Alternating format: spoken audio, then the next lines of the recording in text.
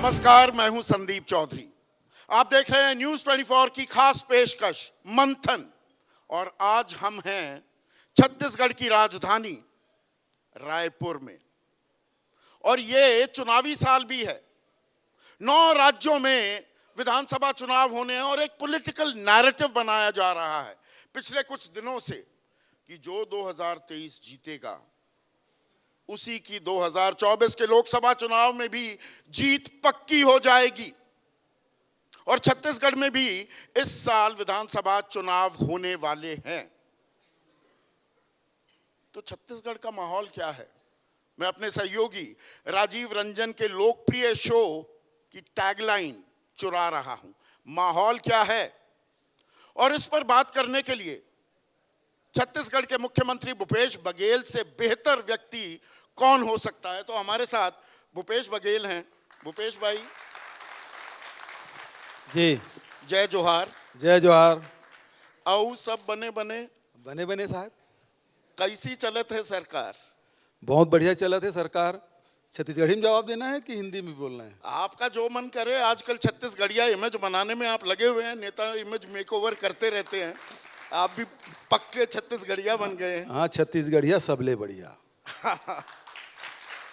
तो जो ये चुनाव की बात हुई है और विधानसभा चुनाव, देखिए पिछली बार आप 3/4 बहुमत से सरकार बनाने में कामयाब हुए, लेकिन जब लोकसभा चुनाव आए तो 11 में से 10 सीटें बीजेपी के खाते में चली गई। पर इस बार आप नहीं, दरअसल देश के गृह मंत्री और बीजेपी के मुख्य रणनीतिकार यहीं आकर, छत्तीसगढ़ में आकर कहते हैं भूपेश बघेल को हरा दो तो हमारी 2024 की जीत पक्की है। क्या कह रहे हैं अमित शाह? उस समय और इस समय के बीच में गंगा और महानदी के बीच से बहुत पानी निकल चुका है। और यदि अमित शाह जी छत्तीसगढ़ और झारखंड में दांव लगा रहे हैं तो उनका चिंतित होना स्वाभाविक है। इसलिए क्योंकि यदि भारतीय जनता पार्टी शासित राज्यों की सूची आप देखेंगे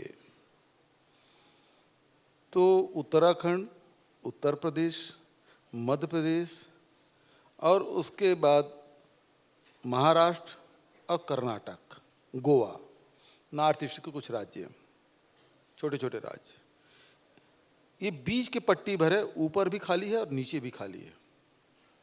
और उसमें भी ये है कि कर्नाटक और महाराष्ट्र तो खरीदे हुए हैं, उनको मेजॉरिटी मिली नहीं थी।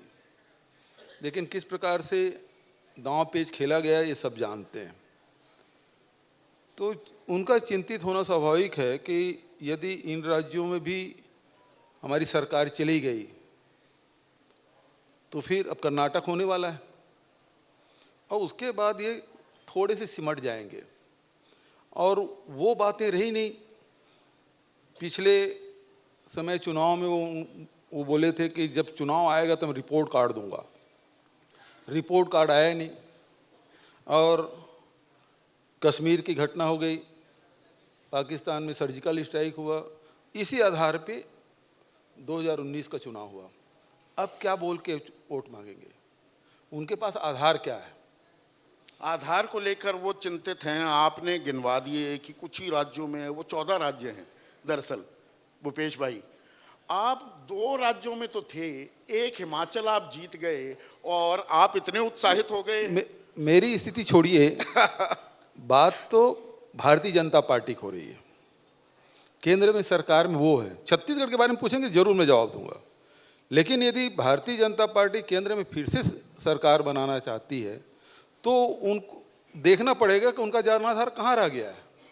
तो उनका जनाधार लगातार सिमटते जा रहा है। मेरे कहने का मतलब ये है, लड़ाई छत्तीसगढ़ में भूपेश बघेल बनाम नरेंद्र मोदी होने के साफ संकेत मिल रहे हैं। जी नहीं। तैयार हैं आप? कांग्रेस बनाम बीजेपी होगा। कांग्रेस बनाम बीजेपी होगा। कांग्रेस के चेहरा तो आप हैं। बीजेपी कह रही है चेहरा नहीं बताएंगे, नरेंद्र मोदी के नाम पर चुनाव लड़ने वाले हैं। तो सीधी लड़ाई इस बार भूपेश बघेल की नरेंद्र मोदी के करिश्माई नेतृत्व से होने वाली है क्या? मैं भी कांग्रेस का हिस्सा हूं, इसलिए कांग्रेस बनाम बीजेपी होगा। कांग्रेस बनाम बीजेपी होगा जी। ये भारत जोड़ो के बाद कांग्रेस में कोई नई जान, नई ऊर्जा आ गई है। टी शर्ट में भी चल रहे हैं आजकल राहुल गांधी, ठंड भी नहीं लग रही है। ये उत्साह है क्या भारत जोड़ो में कि जी भीड़ आ गई?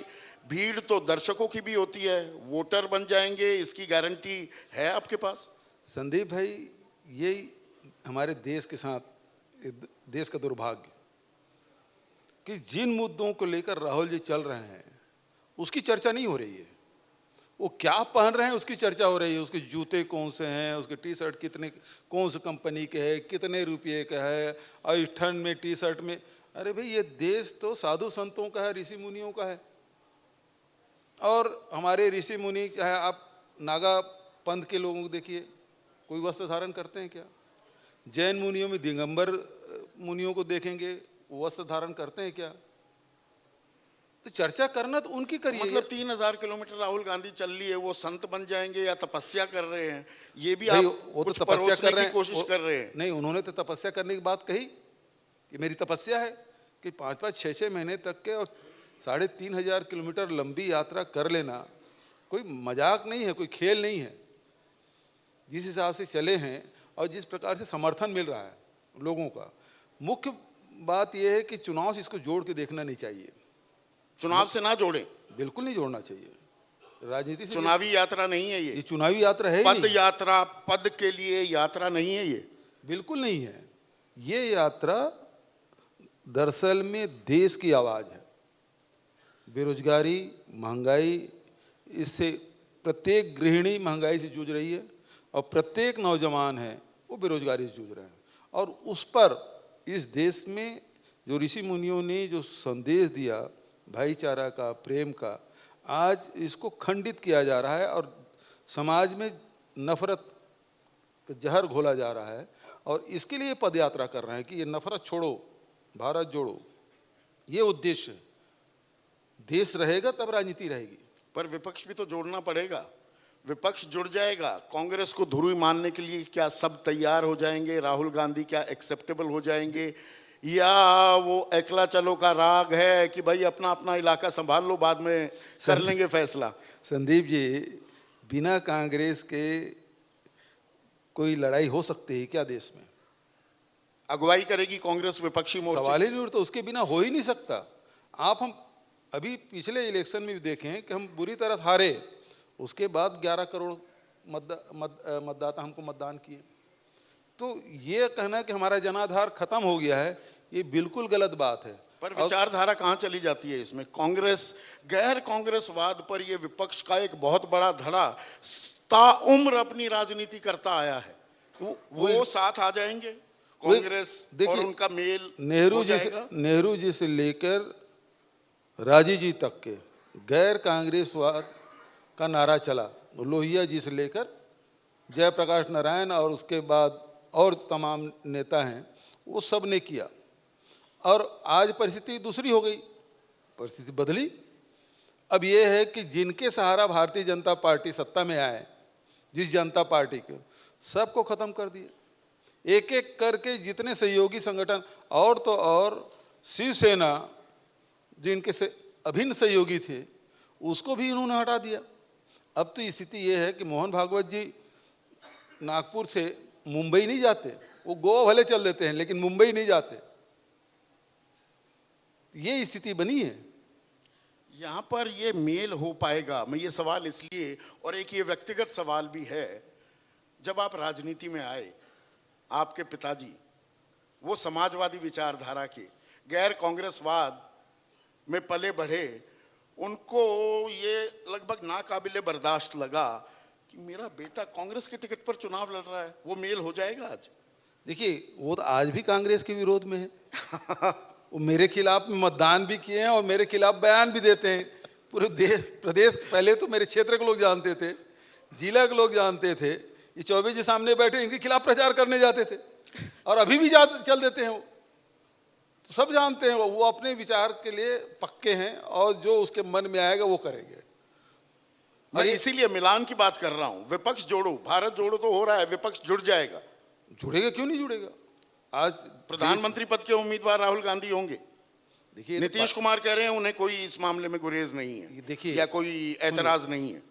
संदीप जी, कांग्रेस के यदि सर्वमान्य नेता कहेंगे तो राहुल गांधी जी ही हैं। और दूसरे दल के लोग क्या सोचते हैं क्या नहीं करते, वो जब हमारे दल के लोग और तमाम विपक्षी दल के लोग बैठेंगे तो वो तय करेंगे। मैं सभी पार्टियों के प्रवक्ता के रूप में तो बैठा नहीं हूँ। छत्तीसगढ़ में भूपेश बघेल बनाम नरेंद्र मोदी, केंद्र में नरेंद्र मोदी बनाम राहुल गांधी होगा। देखिए मैंने पहले कहा मैं कांग्रेस का हिस्सा हूं और कांग्रेस बनाम बीजेपी होगा छत्तीसगढ़ में।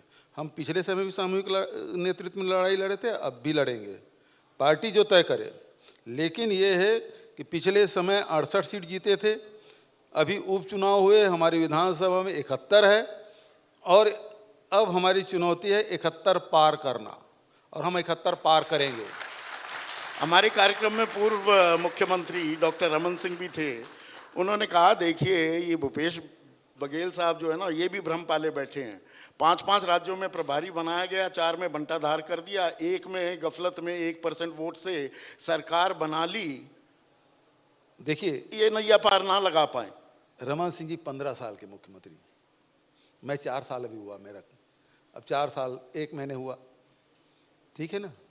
मुझे मेरी पार्टी 5 राज्यों में भेजे, रमन सिंह 15 साल के मुख्यमंत्री एक किसी राज्य का एक उपचुनाव भी नहीं भेजते। उनकी स्थिति देखिए, 15 साल के मुख्यमंत्री की स्थिति क्या है, राष्ट्रीय उपाध्यक्ष कहीं नहीं भेजते उसको। एक वो पुरानी कहावत है, करत करत अभ्यास के जड़मती होत सुजान। 2021 में आप असम में गए, पूरा जोर लगाया आपने, 38 रैलियां भी की, फिर आप उत्तर प्रदेश। देखिए असम की बात करेंगे, हमारी सीट भी बढ़ी है और परसेंटेज भी बढ़ा है। बिल्कुल ये मानते हैं, पर सरकार नहीं बना पाई। नहीं बना। हाँ, मैं उसीलिए वो देखिए कहावत आपको समझ में आ जाएगी। मैंने सवाल से पहले कहावत से क्यों शुरुआत की। फिर आप यूपी गए, यूपी में आप 2 सीट पर सिमट गए, 6% वोट बैंक आया। हाँ, हिमाचल में आपने जीत दर्ज की और जबरदस्त जीत है वो, 1% वगैरह जो भी, 40-24 का अंतर अच्छा खासा है।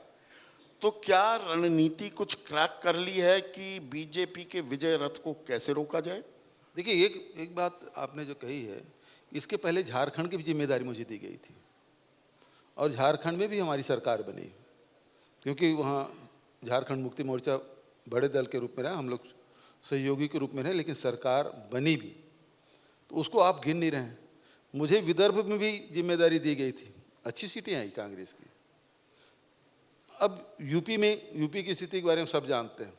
अब वहाँ तो ध्रुवीकरण, इधर भी ध्रुवीकरण है, इधर भी ध्रुवीकरण, और वो ये है कि कौन हरा सकता है, तो सारे लोग उधर चले गए, किसको जिताना है उधर सारे लोग चले गए। आपने ध्रुवीकरण शब्द इस्तेमाल किया, मैंने सवाल इसीलिए पूछा था जी कि वो जड़मती होत सुजान हो गया है। क्या आप पर आरोप ये लगता है भूपेश भाई कि बीजेपी का एजेंडा, मैं पूरे मेरी बात सवाल करके पूरे होने तो दीजिए, पेस्ट मार दिया आपने। अब जहां तक 1% मार्जिन की बात आपने कही, रमन सिंह बोले 1%, रमन सिंह खुद जब सरकार बनाए थे 0.73% से बनाए थे, वहां तो 1% से जीते ना, वो तो 0.73% से कितने बार सरकार बनाए, 1%, 0.7% इसी सरकार बनाते रहे।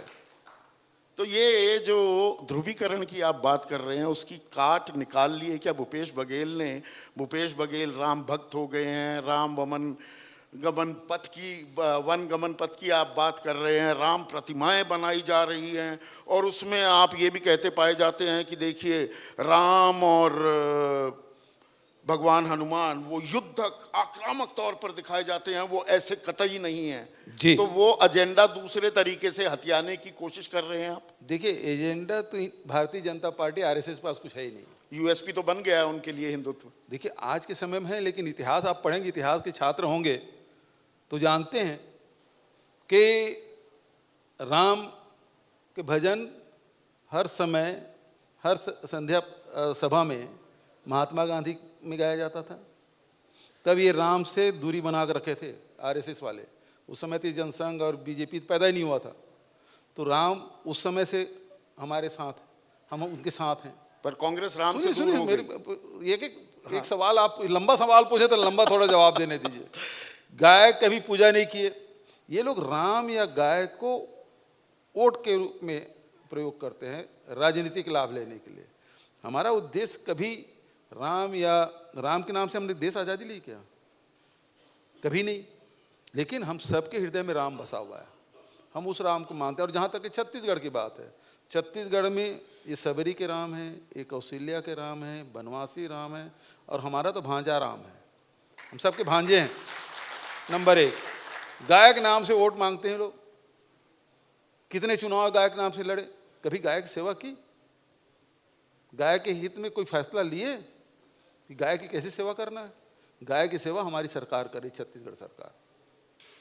गौठान बना रहे हैं, उसके चारा की व्यवस्था कर रहे हैं, सारी उससे लाभ कैसे कमाया जा सकता है, वो सारी योजनाएं हम बनाए। अभी रविंद्र चौबे जी बताए होंगे। तो गाय या राम है वो हमारे आस्था के केंद्र हैं, राजनीति का नहीं है। ये लोग केवल राजनीति करते हैं। और इसी कारण से देखिए, राम के तस्वीर आप देखेंगे घरों में लगे हुए तस्वीर, तो राम दरबार लगे, और उसमें कितने सौम्य रूप से दिखाया जाता है। हनुमान जी भक्त के रूप में, शक्तिशाली के रूप में, बलशाली के रूप में, ज्ञानी के रूप में, जो हनुमान जी की तस्वीर है वो सबके जहन में जो आता है वो सौम्य आता है, सौम्य है, शीतल है, ज्ञानी है। तो इस रूप में हमारे हनुमान जी हैं। और ये लोग क्या किए हैं, वो उसको युद्धक राम बना दिए। जब देखो राम गुस्से में, राम कभी, पूरा रामायण पढ़ लीजिए, राम कभी गुस्से में आए ही नहीं। एक बार केवल जब समुद्र जब रास्ता नहीं दे रहे थे तब उन्होंने क्रोध किया था। पूरे रामायण में कभी राम भगवान कभी क्रोध किए ही नहीं। लेकिन इनके सारे तस्वीर में, पोस्टर में देखेंगे युद्धक राम। राम नहीं हो गए, रेम्बो हो गए। और हनुमान जी उसके केश विन्यास देखिए, कैसे सुंदर उसकी तस्वीर, सबके हृदय में बसते हैं हनुमान जी। लेकिन इन्होंने बाल बिखराया, क्रोध। हनुमान जी की तस्वीर मतलब छवि बदल रहे हैं। तो छवि बदलने के काम कर रहे हैं केवल वोट के कारण। क्योंकि आपने, मैं जो बीच में टोका था, आपने भगवान राम से दूरी बना ली। राम सेतु का अभी आप जिक्र कर रहे थे, आप कोर्ट में हलफनामा दे देते हैं, राम सेतु नाम की कोई जगह नहीं है। अभी क्या किया केंद्र सरकार ने? अभी लोकसभा में क्या उत्तर दिए? अभी तो इनकी सरकार है ना। राम सेतु के बारे में केंद्र सरकार ने लोकसभा में क्या बयान दिया? वही बयान दिया जो हमारे समय सरकार ने बयान दिया था। सरकार के पास है वो। लेकिन राम की बात बीच में वो संदेश देने में कामयाब हुए क्या कि कांग्रेस तो मुस्लिम परस्त पार्टी है, राम विरोधी है, असल भक्त हम हैं। देखिए नैरेटिव काम करता है। नैरेटिव बात नहीं है ये। इनका जो हमेशा जो रहता है कि अफवाह फैलाना, लोगों के दिमाग में इस प्रकार से बीजारोपण कर देना, और उसमें ये सफल हुए, निश्चित रूप से सफल हुए। लोगों के भ्रम फैलाने में सफल रहे, लेकिन लोग अब ठगे हुए महसूस कर रहे हैं। आप जो कर रहे हैं, और साथ में इसमें भारत जोड़ो फिर से जोड़ दूं, अगर चंपत राय जो बड़े राष्ट्रीय स्वयंसेवक संघ के नेता भी हैं, और साथ ही साथ राम जन्मभूमि मंदिर के मुख्य पुजारी महंत सत्येंद्र दास, वो तो चिट्ठी लिख देते हैं और कहते हैं कि ये तो प्रशंसनीय है। कोई 50 साल का नौजवान 3000 किलोमीटर कड़ाके की ठंड में चल रहा है, देश को जोड़ रहा है, सबको यात्रा से जुड़ना चाहिए। तो इमेज मेकओवर हो पा रहा है क्या कांग्रेस का? न केवल पद यात्रा की बात, आप तो चंपत राय जी और उनका नाम लिए जो मुख्य पुजारी है, गडकरी जी ने भी तारीफ की, और तो और गृह मंत्री अमित शाह जी ने तारीफ की। तो जो पद यात्रा करे उसकी आलोचना क्या कर सकते हैं आप? उद्देश्य बहुत पवित्र है कि बेरोजगारी है, महंगाई है, और जो नफरत है उसको ख़त्म करना। इसे कौन इनकार करेगा? जो नफरत फैलाने वाले वो भी सार्वजनिक रूप से नहीं बोल सकते कि नहीं ये गलत है वो। पर आप भी अपनी राजनीति कर रहे हैं क्या भूपेश भाई? अब नरवा, गरवा, गड़ुआ, बाड़ी जो ये योजना है, आप कहते हैं कि प्रधानमंत्री ने भी इसकी प्रशंसा की है। भाई उत्तर प्रदेश में भी इसको लागू करने की तैयारी हो रही है। गोधन न्याय योजना, आजकल न्याय बहुत आप करते पाए जा रहे हैं। 2 रुपए किलो में गोबर खरीदेंगे, और गाय का मूत्र भी खरीदा जा रहा है। पर आरोप ये लगते हैं कि आम किसान से तो खरीदी हो नहीं रही, वो डेयरी वाले खरीद के, डेयरी वालों का आप खरीद रहे हैं, और जिसका जो खाद बन रहा है उसको किसान इस्तेमाल नहीं करना चाह रहे। देखिए, पहली बात तो आपने जो बात कही है उसमें मैं इसको तो इसका भी उत्तर दूंगा, लेकिन मुख्य रूप से बात यह है कि हमारी जो छत्तीसगढ़ की संस्कृति है, केवल राम भर नहीं है, छत्तीसगढ़ के बहुत सारे हमारे धर्म के, जाति के, जनजाति के, बहुत सारी जनजातियाँ भी यहाँ निवास करते हैं। तो हमारी कोशिश ये है कि जो छत्तीसगढ़ की जो संस्कृति है उसको हम उभारें।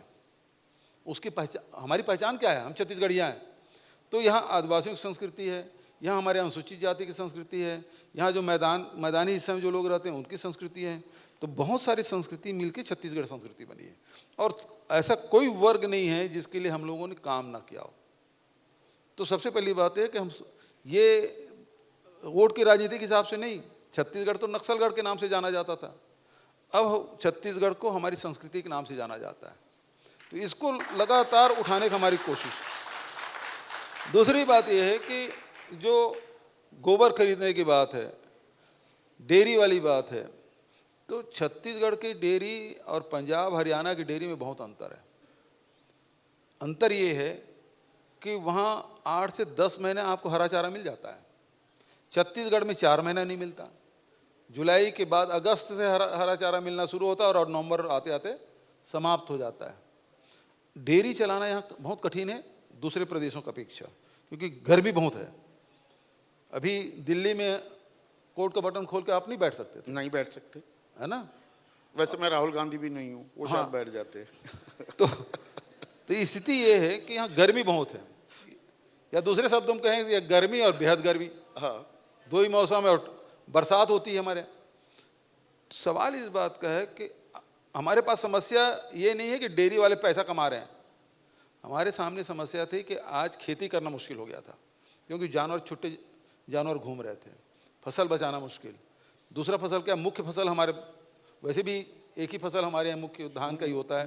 दूसरे फसल अब थोड़े थोड़े बढ़ने शुरू हुए। दूसरा फसल थोड़ा बहुत होता था तो वो बंद कर दे रहे थे किसान।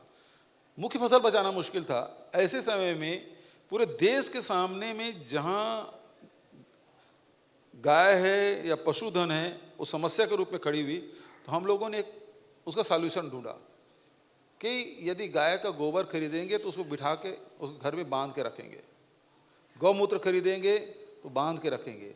तो गौमूत्र यदि खरीदते हैं, गोबर खरीदते हैं, तो पशुपालकों की स्थिति भी सुधार होगी।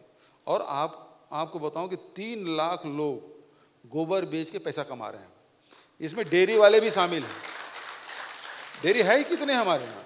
हमारे यहाँ आज भी हमको करीब 2.5 लाख लीटर दूध की जरूरत है, और हमारे यहाँ आता कितना है? 75,000। छत्तीसगढ़ से उत्पादन होता है 75,000। तो हमारे पास 2 लाख कुशन है। यदि डेयरी वाले संपन्न हो जाएं, अपने डेयरी में जानवरों की संख्या यदि बढ़ा रहे हैं तो कोई गलत बात नहीं है। तो राम भी, गाय भी, गोबर भी, मूत्र भी, वो जो सब आप ले रहे हैं, मैं फिर से अमित शाह का एक और बयान वो त्रिपुरा में दिया था अभी कुछ दिन पहले कि 1 जनवरी 2024 को मंदिर का निर्माण संपन्न हो जाएगा। ये दरअसल उसका काउंटर आपने तैयार कर लिया है। हमारे ये बघेल मॉडल है कैंपेनिंग का। संदीप भाई, वो एक मंदिर के नाम से कितने इलेक्शन लड़ लिए, और मतलब निर्माण भी हुआ तो सुप्रीम कोर्ट के फैसले के बाद हुआ, उसके डायरेक्शन में कमेटी बनी, उसके माध्यम से हुआ। हम तो बिना हो हल्ला के 3 बड़े बड़े राम की मूर्ति चंदखुरी में, अभी 2 दिन पहले मैं 7 जनवरी को हुई राजिम में 25 फीट ऊंचा भगवान राम की भव्य मूर्ति का अनावरण करके आया हूँ। उसके पहले शिवरी नारायण में किया। राम भक्त हो गई है अब कांग्रेस। भाई हम सबको मानते हैं, केवल राम को नहीं मानते। हम शिव को भी मानते हैं, हम कृष्ण को भी मानते हैं, हम राम को भी मानते हैं, बुद्ध को भी मानते हैं, महावीर को मानते हैं। उस सब को हम मानने वाले लोग हैं। तो ये भूपेश बघेल मॉडल का एक और अहम पहलू अब मैं लेकर आता हूं, जो जीत दिलाने में, और मैंने आपसे मुलाकात की थी शिमला में, जो पुरानी पेंशन स्कीम है ओपीएस जी, जो हिमाचल में भी आपने वादा किया, राजस्थान में लागू की जा रही है, आपके यहाँ लागू की जा रही है, पर जवाब क्या आता है केंद्र से? जो भी सरकारी कर्मचारी एनपीएस छोड़कर ओपीएस में आना भी चाहता है, जिसका पैसा वहाँ जमा है पीडीआरएफए में, तो पीडीआरएफए ने भी, वित्त सचिव ने और फिर वित्त मंत्री निर्मला सीतारमण ने साफ कर दिया ये पैसा तो नहीं देंगे। 35 हजार करोड़ रुपए लोगों के अटक जाएंगे। आप पुरानी पेंशन स्कीम का झुनझुना बजा रहे हैं, सरकारी कर्मचारी बीच में वो आसमान से गिरा खजूर में अटका वाला हाल हो जाएगा। आपने उस समय भी सवाल किया था और भारतीय जनता पार्टी के नेताओं ने हिमाचल में कहा भी था कि बिना केंद्र सरकार के सहायता के ओपीएस लागू नहीं हो सकता, और वो राशि छोटी मोटी नहीं, छत्तीसगढ़ जैसे राज्य के लिए 17,000 करोड़ रुपए। आपकी 17 और राजस्थान में 35,000 करोड़। हाँ, वो बड़ा राज्य है। हाँ, तो वहाँ पर हमसे दुगुना बड़ा है। हम 90 विधानसभा में, वो 200 है। तो 17 दूनी 34, तो 35,000 ठीक है, आंकड़े गलत नहीं है। वो नहीं दिए। हमने पत्राचार किया, प्रधानमंत्री से मांगा, वित्त मंत्री से मांगा, उन्होंने साफ इनकार कर दिया कि पैसा नहीं दिया जा सकता। लेकिन हमारा कमिटमेंट था साहब। तो क्या करेंगे? हम अभी पिछले कैबिनेट में हमने फैसला किया, वो पैसा दे ना दे, हम छत्तीसगढ़ में ओपीएस लागू कर दिए। शर्त इसमें ये भी लगी थी, ये शर्त इसमें ये भी थी, क्या उसमें भी बदलाव किए जाएंगे प्रावधान में कि आपको एनपीएस छोड़कर ओपीएस में अगर आप आ रहे हैं तो वो पैसा भी सरकार के, यानी कि राज्य सरकार के खाते में आना चाहिए। वो पैसा नहीं आएगा तो क्या करेगा सरकार के कर्मचारी? देखिए, ओपीएस में तो कर्मचारियों को देना नहीं होता था। नहीं, उनका पुराना पैसा, तभी वो पेंशन आगे। अरे भाई, जब रिटायर होगा तो वो क्या उसके देवता को पैसा देना पड़ेगा? वो पैसा तो कर्मचारियों का, कोई कौन रोक सकता है? तो उसमें आप पीछे नहीं हटने वाले हैं। कोई कर्मचारी अधिकारी रिटायर हुआ, रिटायर होने के बाद कोई सरकार, चाहे राज्य की सरकार हो, केंद्र सरकार हो, रिटायरमेंट के पैसे को वापस नहीं करेंगे बोल सकते हैं क्या? क्योंकि पैसा कर्मचारियों का है, राज्य सरकार का अंशदान है, तो केंद्र सरकार कैसे रोक सकता है? तो रिटायरमेंट होने के बाद देना ही पड़ेगा उसको रोक सकते हैं क्या? और जिस दिन रिटायर हुआ उस दिन से ओपीएस लागू हमारा। और इसमें अब मैं नहीं कह रहा हूं, ओपीएस के बारे में आपकी सरकार के दौरान यूपीए में प्लानिंग कमीशन के डिप्टी चेयरमैन मोंटेक सिंह अहलूवालिया कह रहे हैं भट्टा बैठ जाएगा राज्यों का। और आपके कर्ज की स्थिति ये है, और आपके पास बेहतर आंकड़े होंगे, मैं 9 महीने पहले के आंकड़े बता रहा हूं, 84,000 करोड़ का आप पर कर्ज है, जो आपके बजट का 87% है। तो राज्य का बेड़ा गर्क कर देंगे। भारत सरकार कितना है वो भी आंकड़ा बता दीजिए थोड़ा सा। वो 85 लाख करोड़ था, वो बढ़कर 100 लाख करोड़ से ऊपर जाने वाला है। कितना परसेंट हुआ? हाँ, 74% के करीब आ गया था। तो ठीक है ना भाई। हम तो मतलब डाल पात वो कर्ज लेकर घी पिया जा रहा है, केंद्र भी और आप भी। भाई, देश और दुनिया की स्थिति क्या है, अर्थ के मामले में आप सब बेहतर जानते हैं। मध्य प्रदेश की बात बता दीजिए मुझे, अभी हिमाचल प्रदेश उसके हाथ से गया, वहाँ क्या स्थिति वो बता दीजिए। यूपी को बता दीजिए क्या। पर ये एक गंभीर सवाल है, आप एक गंभीर, सभी राज्यों की स्थिति करीब यही है। हाँ, ये है, पर इसका हल निकालना पड़ेगा। या ये जो राजनीतिक वो तू डाल में पात का खेल चल रहा है कि तुम दोगे लाओ मैं भी दे देता हूँ, बाकी बाद में संभाल लेंगे। भाई, भारत सरकार खुद कर्ज ले रही है और दूसरे कैसे कर्ज लेने से मना कर देगी? सवाल तो इस बात का है। वो खुद कर्जा ले रही है और हमसे ज्यादा ले रही है, उसके बाद हमको कैसे रोक सकते हैं? और केवल छत्तीसगढ़ की बात क्यों? और जहां तक कि ओपीएस की बात है, आपने जो बात कही, ये राज्यों पे भार पड़ेगा 2070 में। अभी कुछ नहीं पड़ने वाला, थोड़ा बहुत पड़ेगा तो 2070 में, उसके पहले कुछ नहीं पड़ने वाला। एक और आपने राजनीतिक प्रयोग किया है, वो है आरक्षण का। पहले जातिगत जनगणना से शुरू कर लेते हैं, फिर आरक्षण पर आएंगे। जातिगत जनगणना अब वो आने वाली 2024 की लड़ाई में एक अहम मुद्दा बनता दिखाई दे रहा है। नीतीश कुमार ने तो वो शुरू कर दिया जातिगत जनगणना, आपने पिछड़ा आयोग यहाँ पर उसका गठन भी कर दिया है। पर ये जातिगत जनगणना आप कहते हैं जिसको हमने जिसका उत्थान करना है, टारगेट करना है जिस बेनिफिशियरी को, लाभार्थी को, उसके बारे में पता तो हो। 2011 में राजस्थान में भी हुआ था, 2014-15 में कर्नाटक, दोनों जगह आपकी सरकार थी। 2011 में केंद्र सरकार ने भी सोशो इकोनॉमिक कास्ट सेंसस किया था, वो कभी सार्वजनिक नहीं होता। ये राजनीति हो रही है, सार्वजनिक होगा कभी? आप भारत सरकार को 2011 के करना चाहिए, और अब तो 2021 निकल के 23 आ गया भाई। अब जनगणना कब होगी? पहले कई आंकड़े कभी सार्वजनिक नहीं हुए। वो तो नहीं हुआ, लेकिन अभी जो जनगणना 2021 में हो जाना चाहिए था, 2023 जनवरी लग गया, लेकिन अभी तक जनगणना क्यों शुरू नहीं हुआ? सवाल इस बात का जो हर 10 साल में होता है, नंबर एक। नंबर दो ये है कि हमारे यहाँ हेड काउंट हमने किया, और हेड काउंट के आधार पर कोर्ट ने हमको कहा कि हम जब 82% जब आरक्षण दिए तो बोले किस आधार पे दिए, तो हमने उसी समय 2019 में ही हमने पटेल कमीशन गठन किया और उसके आधार पर हेड काउंट किया, और हेड काउंट करके फिर ईडब्ल्यूएस को भी और फिर आदिवासी को हमने हेड काउंट नहीं किया, क्योंकि अच्छा। 2011 ईडब्ल्यूएस का किया, ईडब्ल्यूएस के और पिछड़े वर्ग का। ठीक है।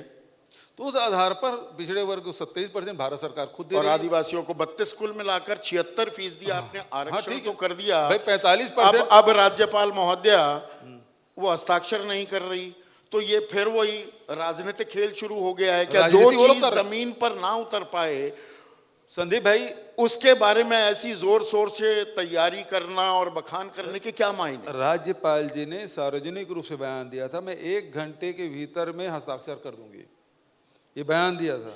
और मुझे व्यक्तिगत रूप से जब राज्योत्सव का समापन हो रहा था, 2 या 3 नवंबर की बात है, 3 नवंबर को, तब भी उन्होंने कहा था कि बघेल जी इसको या तो अध्यादेश जारी करा दीजिए या फिर विशेष सत्र बुला लीजिए, क्योंकि आदिवासी समाज की डिमांड थी कि विशेष सत्र बुला के करिए और उसमें अनुसूची 9 में इसको रखा जाए, ये डिमांड उन लोगों की। और उसी आधार पर विधानसभा में दोनों चीज़ हमने पारित की, और सर्वसम्मति से पारित होने के बाद अब भारतीय जनता पार्टी पिछले दरवाजे से जो राज्यपाल 1 घंटे के भीतर में हस्ताक्षर करने वाली थी, आज 2 दिसंबर से लेके आज हो गया 10 जनवरी। हाँ।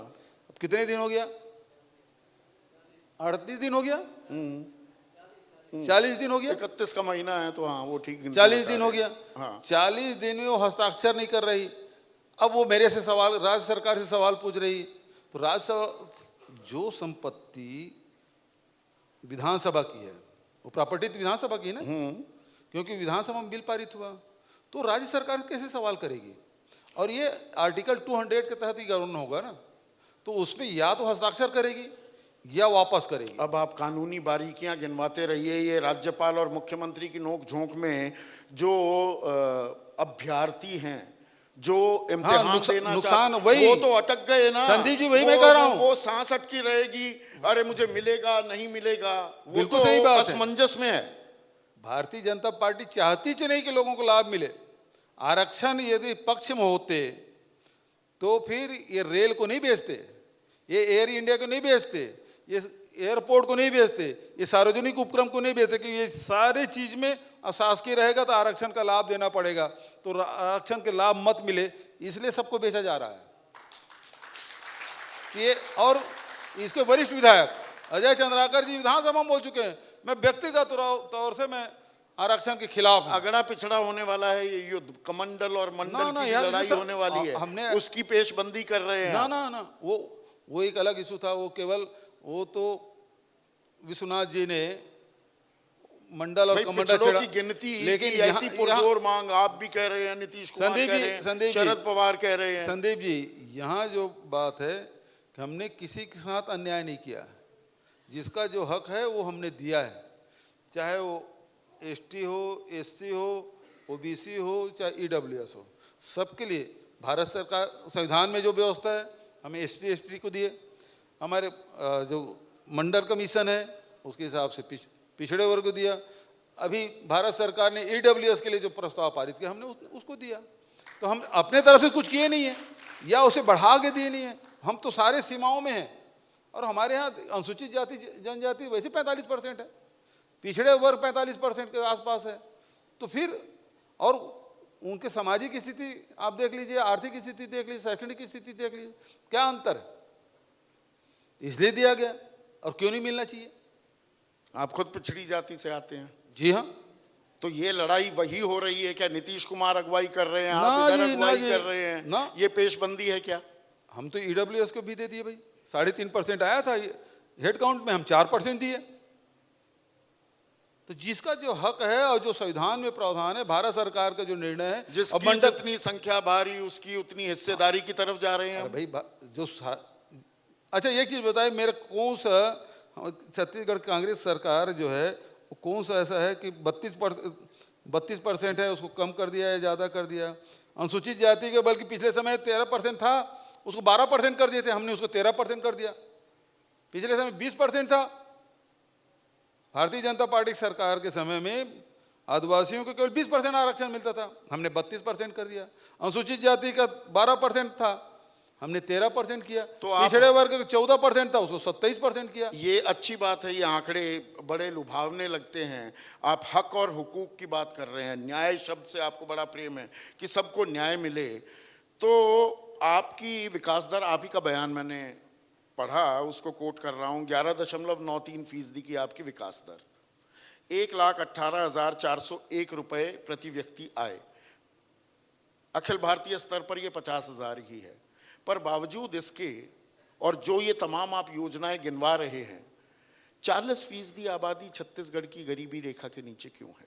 ये आर्थिक विषमता, और ये मैं इसलिए पूछ रहा हूं, आपके नेता राहुल गांधी लगातार ये सवाल उठाते हैं, आर्थिक विषमताएं बढ़ गई जी, 102 से 142 हो गए खरबपतियों की संख्या, उनके पास ही सारा पैसा चला गया, गरीब गरीब हो रहा है। छत्तीसगढ़ के गरीब का क्या? संदीप जी, जिससे पूछना था तो उसे पूछे नहीं। 15 साल की सरकार रही और 40% जो गरीबी रेखा में नीचे थे, वो उनकी देन है। आज ये बात तो नहीं था, उसको पूछना था जो चले गए। ये अजीबोगरीब खेल है। सुनो भूपेश भाई, बीच में रोक रहा हूं, अगर हम बीजेपी से पूछते हैं, और हम लगातार, हम पीछा किसी का नहीं छोड़ते, तो वो कहते हैं अरे कांग्रेस से जाकर पूछो, 55 साल इन्होंने राज किया, हमें तो 8 हुए। आप भी वही कर रहे हैं कि अरे पूछिए रमन सिंह से, मुझे तो 4 हुए हैं। अब सुने तो भाई, मेरी बात तो होने नहीं देते संदीप जी। लेकिन उसी को आधार मानते हुए जो 40% नीचे गरीबी रेखा के नीचे लोग यहाँ निवास करते हैं, दूसरा 41.7% बच्चे कुपोषित हैं, 47.5% महिलाएं के शरीर में खून की कमी है, एनीमिक है, इसको हमने बेस मानते हुए सारे प्रोग्राम बनाए। और हमारा प्रोग्राम क्या रहा? हम गोधन न्याय योजना लागू किए, हम भूमि श्रमिक न्याय योजना लागू किए, हम राजीव गांधी किसान न्याय योजना लागू किए, और इसके कारण से लोगों के आय में वृद्धि हुई। जितने भी भारतीय जनता पार्टी के समय में 7 प्रकार के लघु वनोपज खरीदे जाते थे, हम 65 प्रकार के लघु वनोपज खरीद रहे हैं। और तेंदुपत्ता 2,500 में खरीदते थे, हम 4,000 में खरीद रहे हैं।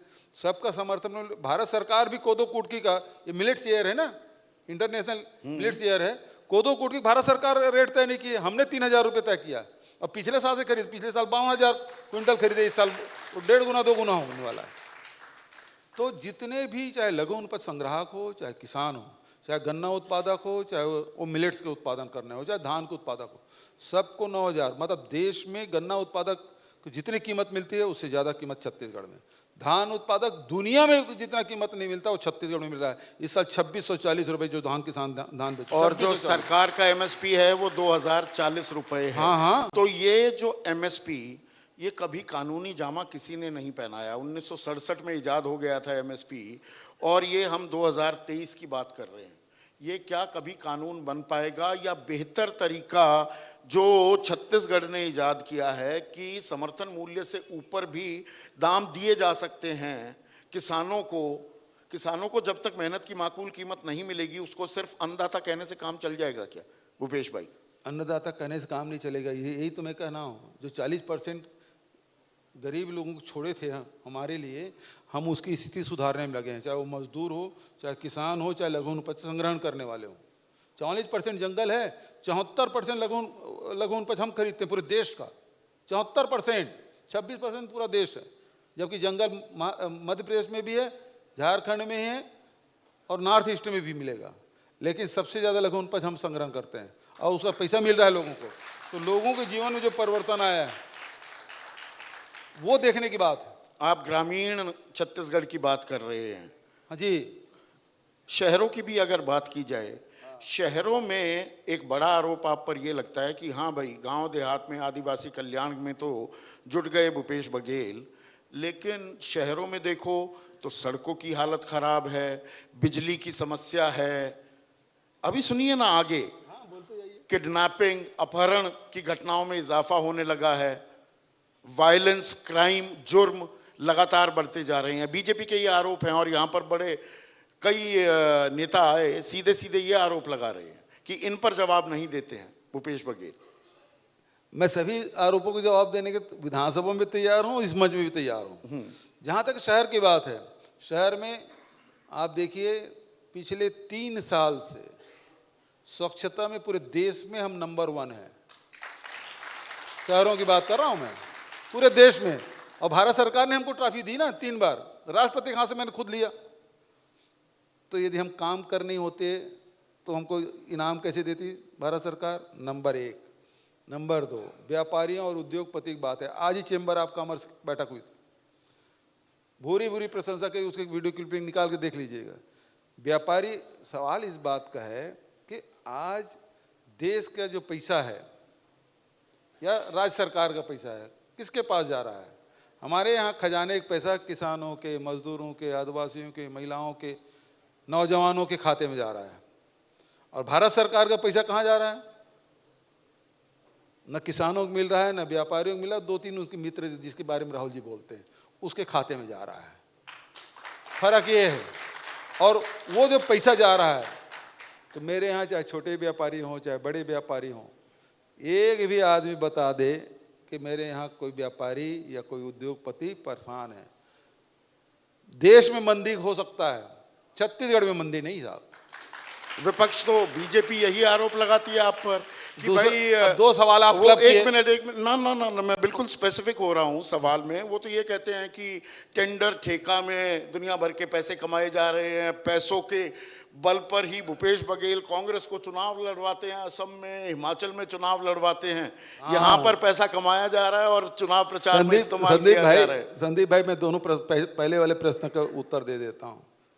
ये बोलते हैं कि हाँ हत्याएं हो रही है, बलात्कार हो रहे हैं, सांप्रदायिक हिंसा, फेक एनकाउंटर्स, हैं? फेक एनकाउंटर का भी जिक्र मैं बता आता रहा है। हूँ जितनी घटनाएं हुई है छत्तीसगढ़ में, चाहे अपहरण के किस्से हुए हैं, हम वो अपहरणकर्ताओं के मांदे में, मतलब शेर के मुंह से बच्चों को छीन के लाए, व्यापारी को छीन के लाए। और भारतीय जनता पार्टी बता दे, इनका जो जेल ब्रेक हुआ था, 1 बार नहीं 2-2 बार हुआ था, वो आज तक के आरोपी पकड़े गए हैं क्या? हमने तो सबको पकड़ के लाया। जो हत्या के आरोपी हैं वो पकड़े गए हैं, जो अपहरण किए उसको छुड़ा के लाया, उनको पकड़ के जेल में ठूस दिए। हमने ये किया। और जहाँ तक टेंडर की बात है, आजकल तो सब ऑनलाइन है, ये टेंडर हो रहा है। अब इनके पास कुछ है ही नहीं, तो आरोप, मतलब उस दिन विधानसभा में मुझे हंसी आ रही थी, नेता प्रतिपक्ष कह रहे थे कि टेंडर को निरस्त कर दिया गया। क्यों? आज देश भर में जल जीवन का कार्यक्रम चल रहा है, तो पाइप की कीमत तो बढ़ाना है, पूरे देश में डिमांड है। अब उसके कारण से रेट बढ़ गया, तो कोई ठेकेदार टेंडर नहीं डाला। तो टेंडर नहीं डाला या सिंगल टेंडर आया तो उसको निरस्त करेंगे। अब निरस्त हुआ और टेंडर हुआ ही नहीं, उसमें 100 करोड़ का भ्रष्टाचार का आरोप लगा दिया। कैसे संभव है बताओ? जो टेंडर हुआ ही नहीं है, जो काम हुआ नहीं है, पेमेंट हुआ नहीं है, भ्रष्टाचार कैसे हो सकता है? मुझे ये बता दीजिए। ऐसे आरोप लगा बेसिर पर, मतलब इनके पास कुछ है ही नहीं, तो लगा दो आरोप, हो जाए, कुछ लोग मान लें। आप ही के सहयोगी हैं, मंत्री हैं टीएस सिंहदेव, वो भी पत्र लिखकर बड़े सवाल आप ही से पूछते रहते हैं। ये भी बात उठाती है बीजेपी, अपने ही सहयोगी के सवालों के जवाब नहीं देते भूपेश बघेल। हम पूरा जवाब देते हैं, हमारे वरिष्ठ मंत्री हैं और पूरा सम्मान है। वो तो विधानसभा में प्रश्न कर लेते हैं। ऐसा थोड़ी मंत्री होते हुए वो गृह मंत्री सवाल पूछ लिए थे, तो हम लोग को उसको कोई गलत नहीं मानते हैं। महाराज साहब हैं, अच्छे आदमी हैं, वो बोल लेते हैं, पूछ लेते हैं, अपने सरकार से, अपने मंत्री से सवाल पूछ लेते हैं। तो मुख्यमंत्री पत्र लिख दिया तो गलत क्या है? Chhattisgarh is a very prosperous state. खनिज संपदा की बात करें, मतलब ये कुदरत की असीम कृपा है इस राज्य पर, इस सूबे पर। तो भूपेश भाई देखिए, हमने एक कार्यक्रम भी किया, निवेश का गढ़ छत्तीसगढ़। वो निवेश का गढ़ क्या बन पाया है या उस राह पर है? 189 आपने एमओयू कर लिए, 102 उसमें स्टील के हैं, 91,000 करोड़ की कुल राशि आएगी, 78,000 रोजगार पैदा हो जाएंगे। पर एमओयू के बारे में आप मुझसे बेहतर जानते हैं, सुनने में अच्छा लगता है, उनमें से कार्यान्वित कितने होते हैं? 22,000 करोड़ की फैक्ट्री शुरू हो गया, हमारी यूनिटी शुरू हो गई है। अभी देखिए, हमने जो पॉलिसी चालू किया, एक ही साल में 300 राइस मिल खड़े हो गए, एक ही साल में। पिछले साल हमने पॉलिसी लाई और 300 राइस मिल, मतलब इस साल तक के 400 राइस मिल होगा, अगले साल 400 राइस मिल खड़ा हो जाएगा। राइस मिल के साथ साथ जितने भी अब स्पंज आयरन कहें, चाहे छोटे उद्योग कहें, मीडियम साइज के उद्योग कहें, बहुत सारे लग रहे हैं। और हमने तो रूरल इंडस्ट्रियल पार्क ही बना दिया, नौजवान लड़के लोग जाएं वहाँ काम करें, उनके लिए पानी, बिजली, जमीन, सड़क सब उपलब्ध करा दे, शेड भी बना के दे रहे हैं। तो ये छोटे छोटे जो उद्योग लगाना चाहते हैं हमारे नौजवान साथी, वो गांव-गांव में लगाएं। रूरल इंडस्ट्रियल पार्क 600 करोड़ रुपये हमने दे दिया। बीजेपी के नेता तो कहते हैं कि कहाँ निवेश लेकर आएंगे भूपेश बघेल, वो गिल्ली डंडा खेलते रहते हैं, वो हेरी फेरी कुछ शब्द उन्होंने इस्तेमाल किया, उस पर चढ़ जाते हैं। आजकल ये दिखाने में कि मैं कितना बड़ा छत्तीसगढ़िया हूँ, उसी में मशगूल हैं। संदीप भाई, जो गोबर की हंसी उड़ा रहे थे ना, इसको पहले जब हम लोग गोबर खरीदी की बात कर रहे थे तो कहते थे कि इसको लीटर में तौलेंगे कि किलो में खरीदेंगे, फिर इसको राजकीय चिन्ह बना देना चाहिए, वो सारी बात उन्होंने कही। आज क्या स्थिति मालूम है? आज प्राकृतिक पेंट बना रहे हैं। ये नेरोलेक और एशियन पेंट है ना, उसको मात देते हुए उसके आधी कीमत में हमारे गोबर से प्राकृतिक पेंट बन रहा है। अभी 21 यूनिट हमारे शुरू हो गए हैं और यूनिट भी शुरू होने वाला है। और जहाँ भी जा रहे हैं वो सब महिलाएं करेगी, वो ट्रेनिंग देने जाते हैं। तो हमारे यहाँ तुरंत खोलो प्राकृतिक पेंट, और जितने स्कूल हैं संदीप भाई, वो प्राकृतिक पेंट से ही पेंट होगा। और अब तो बिजली उत्पादन भी शुरू कर दिए गोबर से।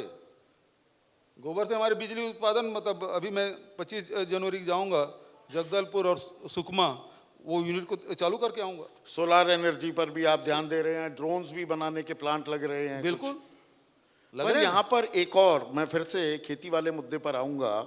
जैविक खेती बज़वर्ड है, देश में ही नहीं दुनिया में भी।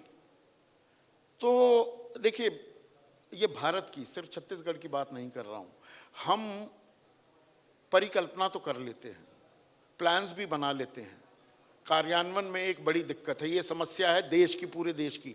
क्या आप 4 साल के मुख्यमंत्री के तजुर्बे के बाद ये बात मानेंगे, स्वीकारेंगे कि जो मैं कह रहा हूं कड़वी हकीकत ही हो, यही हकीकत है? आप कह रहे हैं दूसरे प्रदेशों के लिए हो सकता है, हाँ, छत्तीसगढ़ के लिए नहीं है। इसलिए कि यदि गोबर की बात करें, 98 लाख क्विंटल गोबर हमने खरीदा था, और 20 लाख क्विंटल हमने वर्मी कंपोस्ट बनाया, और उसमें से 16 लाख क्विंटल है किसानों के खेत में डाल दिए। कोई बताए कोई, चाहे प्राइवेट एजेंसी कंपनियां हो तब, चाहे किसी सरकार के पास इतने गोबर और इतने वर्मी कंपोस्ट और इतने खेती के लिए डाला गया हो और उसका लाभ किसान उठा रहे हैं। ये हमने करके दिखा दिया था। जी सुकेश सवाल पूछना चाह रहे हैं। हाँ,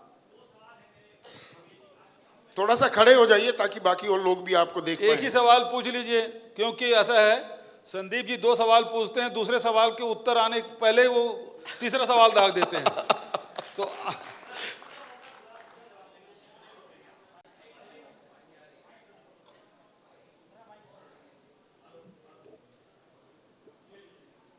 दूसरा माइक दे दीजिए। हाँ,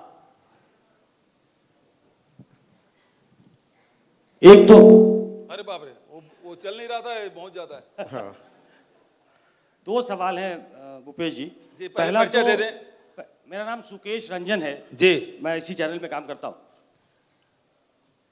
एक तो नरेंद्र मोदी जी ने एक मॉडल दिया देश को, और पूरे देश में उसको बेचा गया कि ये गुजरात मॉडल है। तो ये कहा जा रहा है कि आपने कांग्रेस के अंदर एक छत्तीसगढ़ मॉडल दिया है। तो क्या कांग्रेस को आप छत्तीसगढ़ मॉडल से आगे ले जाना चाहते हैं? ये एक ऐसा मॉडल है जो कांग्रेस को रेप्लिकेट करना चाहिए बाकी जगह, क्या ये सही है?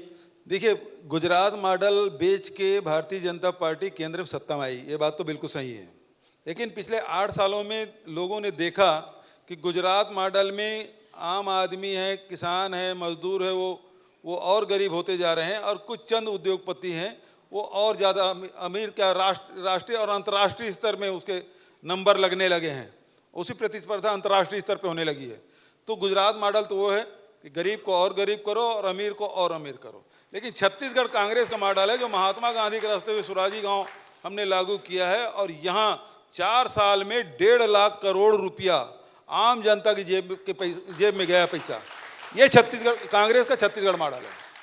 आम जनता की जेब में 1.5 लाख करोड़ 4 साल में, ये अंतर है। एक दूसरा सवाल एक राष्ट्रीय स्तर पे जानना चाहता हूं, जो ध्वनि आती है आपकी तरफ से भी और कांग्रेस के बाकी नेताओं की तरफ से भी, कि बीजेपी कहाँ बढ़ेगी। बीजेपी 273 पे थी, वो 303 पे पहुंच गई। आप 42 पे थे, 52 पे पहुंच पाए थे, 42 से 43 पे थे आप। तो क्या आप ईमानदारी से दिल पे हाथ रखकर, चूंकि आप बहुत खुलकर बोलते हैं, तो ये मानेंगे कि 2024 के चुनाव में भी बीजेपी सबसे बड़ी पार्टी होगी, भले भले वो सरकार न बना पाए, कांग्रेस उससे पीछे रहने वाली है, ये मानेंगे आप? देखिए, जहाँ जहाँ कांग्रेस है वहीं बीजेपी है, और मैं समझता हूँ कि 2 इलेक्शन वो जीत चुके हैं और जनता अब ऊब चुकी है, तो जीतेगी, चाहे वो मध्य प्रदेश हो, राजस्थान हो, छत्तीसगढ़ हो, ये गुजरात हो। यदि यहाँ हम लोकसभा जीतते हैं तो भारतीय जनता पार्टी हारेगी, तो इसका मतलब है 2024 में सबसे बड़ी पार्टी कांग्रेस होगी। ये कागज पर ये गणित बहुत अच्छा लगता है। अब मैं असल गणित आपको थोड़ा सा बताता हूँ। नहीं, दूसरा सवाल हो गया, अभी आ रहे हैं, राजीव भी आ रहे हैं, पर ये गणित की थोड़ी सी बात हो गई। मुझे बड़ा प्रेम है भूपेश भाई गणित से। 189 सीटें 2014 में बीजेपी और कांग्रेस के बीच सीधा मुकाबला था, उनमें बीजेपी जीत गई 166, 88% का सक्सेस रेट। 2019 में 192 सीटों पर सीधी टक्कर थी बीजेपी और कांग्रेस में, वहां पर वो जीत गए 176 सीटें, सक्सेस रेट 92। और ये वही राज्य हैं जिनका अभी आप जिक्र कर रहे थे, छत्तीसगढ़, मध्य प्रदेश, राजस्थान, जहां आपका सुपड़ा साफ किया था। सबसे बड़ी चुनौती कांग्रेस के लिए भी, आप लोगों के लिए, क्या इसी मार्जिन को पाटना है?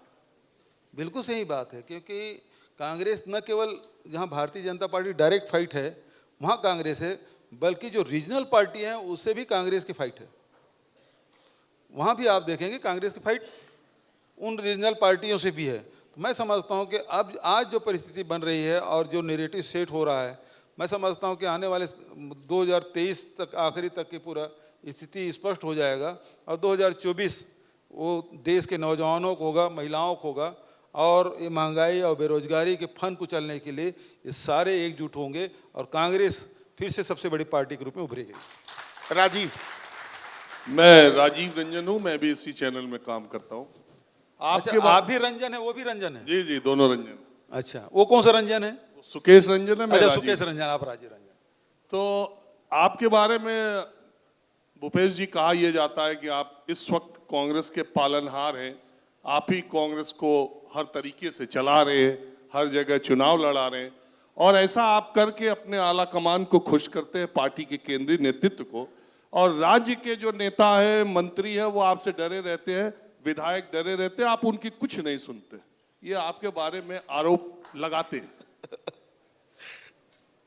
देखिए भाई, कांग्रेस के भरोसे मैं हूं, मेरे भरोसे कांग्रेस नहीं है।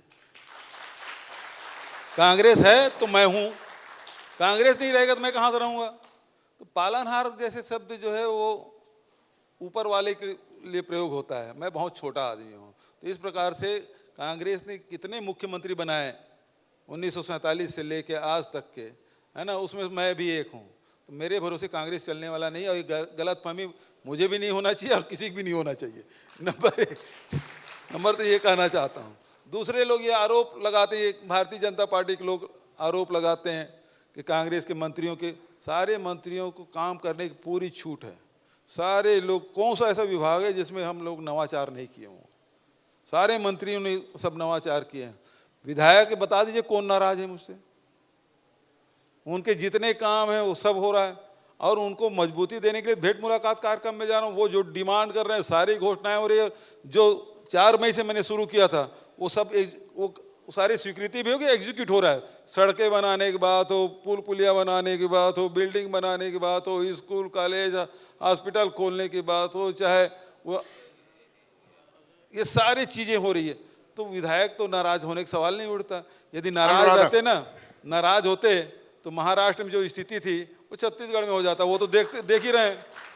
और अनुराधा जी भी पूछना चाह रही हैं। अच्छा, अनुराधा जी पूछेंगी। मेरा सवाल ये है आपसे कि भूपेश जी, आजकल आपको अंग्रेजी से कुछ ज़्यादा प्रेम हो रहा है, काफ़ी अंग्रेजी मीडियम के स्कूल्स यहाँ खोल रहे हैं, क्या हो गया अंग्रेजी से प्रेम? नहीं, मुझे अंग्रेजी नहीं आती, पहली बात। मैं गांव से पढ़ा हूँ, और शहर में सब प्राइवेट स्कूल है।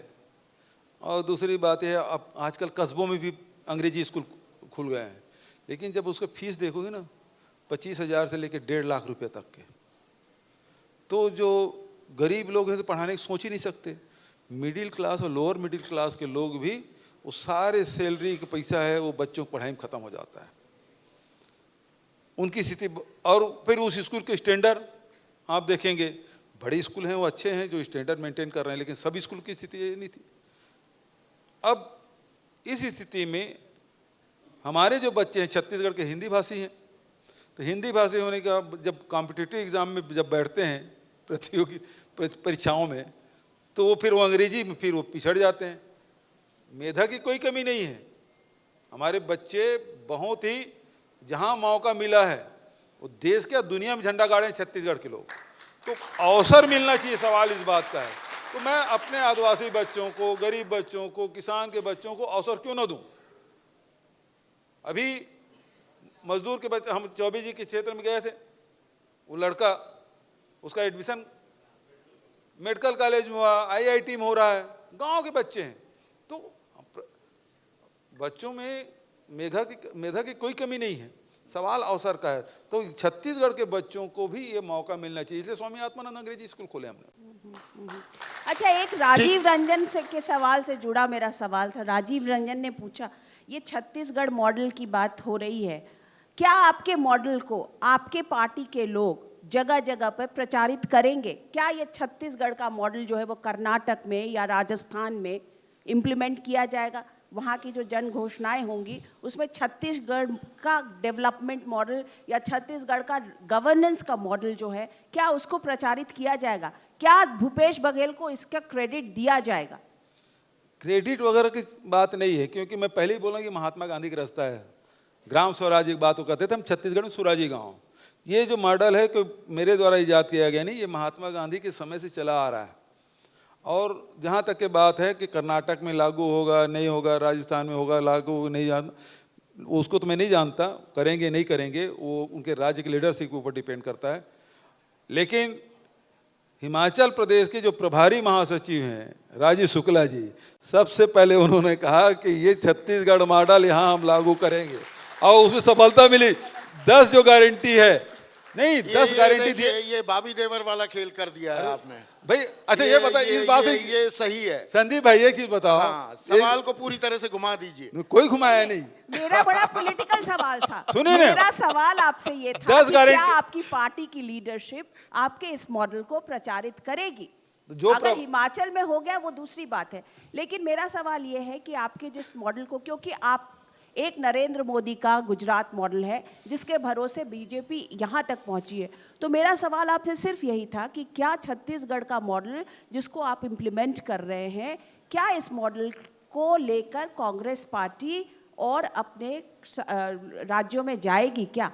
नहीं, ये सवाल सही आदमी से पूछना चाहिए, और सही आदमी हमारे राष्ट्रीय अध्यक्ष हो सकते हैं, मैं नहीं हो सकता। मल्लिकार्जुन खड़गे से पूछे। संजीव, छोटा सा सवाल, छोटा सा जवाब चाहूंगा, बस वाइंड अप करने का टाइम आ गया है।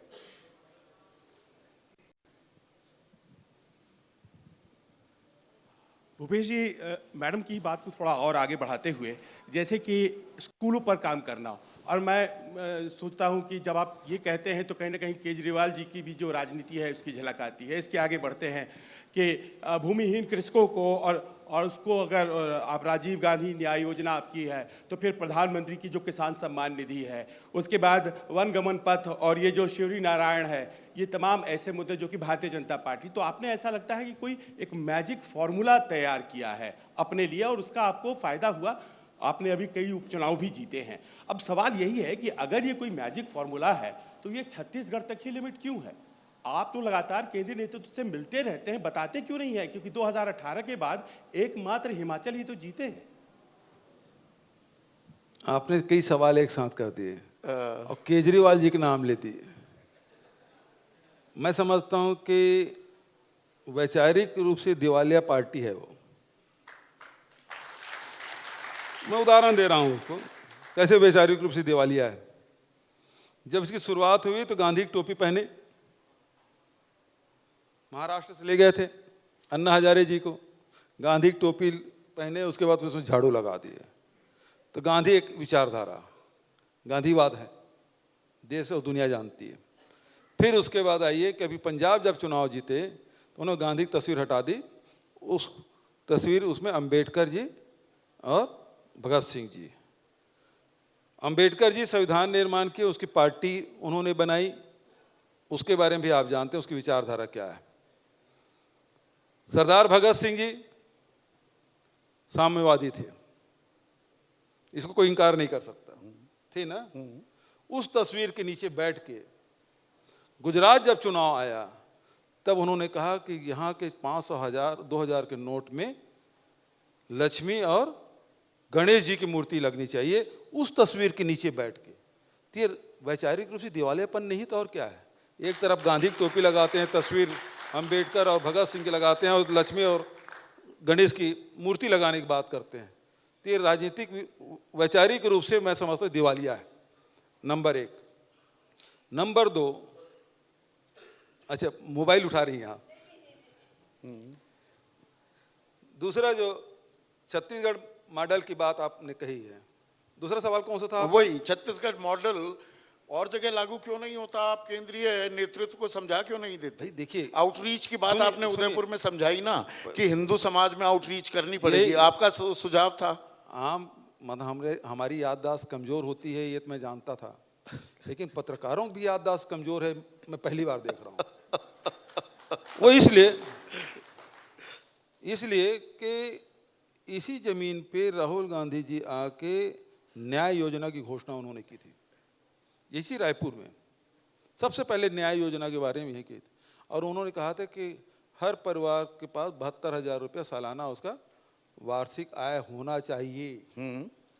ये राहुल जी की ही सोच है, और उसी आधार पे हमारे राजीव गांधी किसान न्याय योजना, राजीव गांधी भूमि श्रमिक न्याय योजना, गोधन न्याय योजना, लघु खरीदी, ये सब उसी न्याय के अंदर में ही है।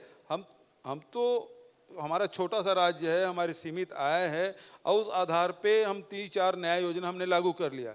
यदि कांग्रेस की सरकार आएगी तो जो न्याय योजना है, जो विस्तृत रूप से जो राहुल जी ने विचार किया था, वो लागू होगा। वो तो मतलब सर्जिकल। एक बात साफ है भूपेश भाई, आप खुद क्रेडिट लेने को तैयार नहीं है, केंद्रीय नेतृत्व को उसके लिए आप श्रेय देते हैं। आखिरी सवाल मेरा ये है कि बहुत से जो राजनीति को ट्रैक करने वाले लोग हैं वो कहते हैं भूपेश बघेल लंबी रेस का घोड़ा है, और ये 2023 अगर आप जीत जाते हैं और 2024 की जो आप ताल ठोक रहे हैं, फर्ज कीजिए वो सच हो जाती है, तो क्या भूपेश बघेल छत्तीसगढ़ में ही सीमित रहेंगे, या भूपेश बघेल के लिए बड़ी जिम्मेदारियों का इंतजार किया जाएगा केंद्र में? भाई जहाँ तक के हमारे छत्तीसगढ़ के जो कांग्रेस जन मेरे सामने बहुत सारे लोग बैठे हैं, हम लोगों ने कभी टिकट नहीं मांगा साहब। रविंद्र चौबे जी कभी टिकट नहीं मांगे, उसके घर में जाके टिकट, तुमको लड़ना है चुनाव। मेरे साथ भी ये हुआ, मैंने कभी टिकट नहीं मांगी, मंत्री के लिए कभी दौड़ नहीं लगाया, प्रदेश अध्यक्ष बनने के लिए मैं कभी लॉबिंग नहीं की। जो पार्टी जिम्मेदारी दे, मैं बिना पद के भी 5 साल काम किया, मैं ऐसा नहीं है, तब भी मेरी सक्रियता में कोई कमी नहीं थी। बिना पद के भी और पद में भी रह के हम काम कर, जो पार्टी नेतृत्व जो जिम्मेदारी दी आज तक हम लोग करते रहे, और मुझे जितना दिया मैं तो बहुत संतुष्ट हूँ।